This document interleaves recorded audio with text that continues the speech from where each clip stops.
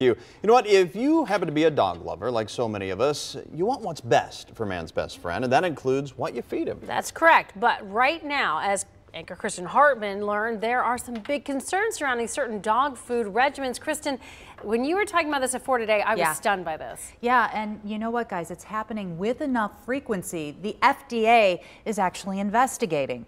I first heard about it after a friend posted on social media, you see the post here, about losing her dog Linus to the potentially diet-based heart condition.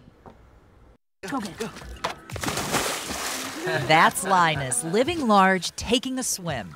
It is one of countless happy memories He was our dog baby, for sure. Molly and Kelly Fankhauser rely on to get them through what's been a tough time. Just hoping that we can save another family the heartache. Their own heartache dates back to February 6th when Molly got word 7-year-old Linus collapsed. She rushed home. I immediately picked up his face and tried to give him CPR, but I could just tell he had been gone for a little while. He was still warm, but his eyes were just, I could tell it happened immediately. His heart failure was not a complete surprise. 2 years prior, Linus's vet found a murmur, but that's all. Then in late 2018, for precautionary surgery prep, a med-vet cardiologist did an echocardiogram like this and diagnosed Linus with suspected dilated cardiomyopathy, or DCM. He had an enlarged diseased heart similar to what you see here. His paperwork said, recently we have seen a weak association with patients being fed a grain-free or limited ingredient diet. For the Fankhausers, that jumped off the page. So he had a funny tummy as a puppy, and we put him on a grain-free diet when he was about 9 months to a year old. Linus's tummy troubles went away, so he stayed on that diet, known for ingredients like potatoes, peas, or lentils with a meat protein. But was it the cause? We are certainly seeing an increased frequency of dilated cardiomyopathy in pets. Veterinarian Maggie Shookman says the cardiology community actually noticed a spike in cases like Linus's across many breeds. The increase appeared to be tied to what she calls beg diets. That's an acronym for boutique companies, exotic ingredients, or grain-free. How are we making this association with diet, potentially? We assume there is a link because they're on a beg diet, you change their diet, and they improve significantly. The Food and Drug Administration is working on it. It even has a portal for people to report their pets' cases, with 300 so far.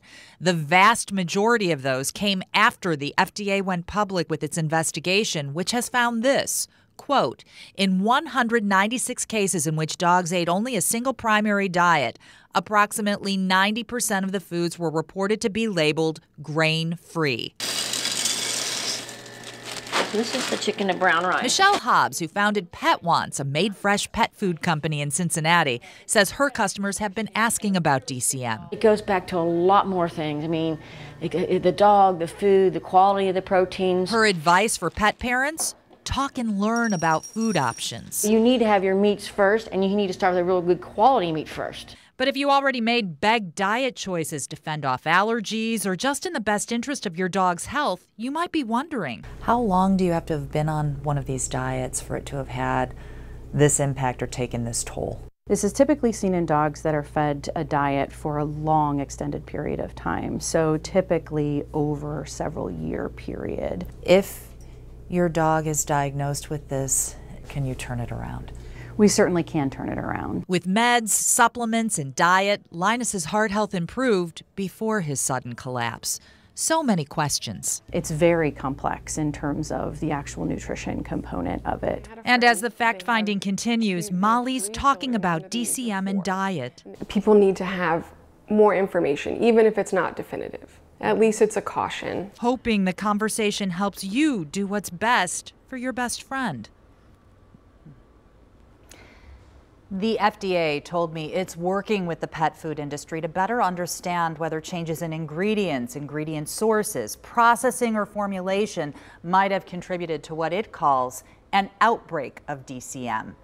Okay, so should you change your dog's diet? That is a question for your vet, especially if you observe symptoms such as extreme lethargia, exercise intolerance, coughing, and labored breathing. If you'd like to report a case, we have a link in the digital version of this story at WCPO.com.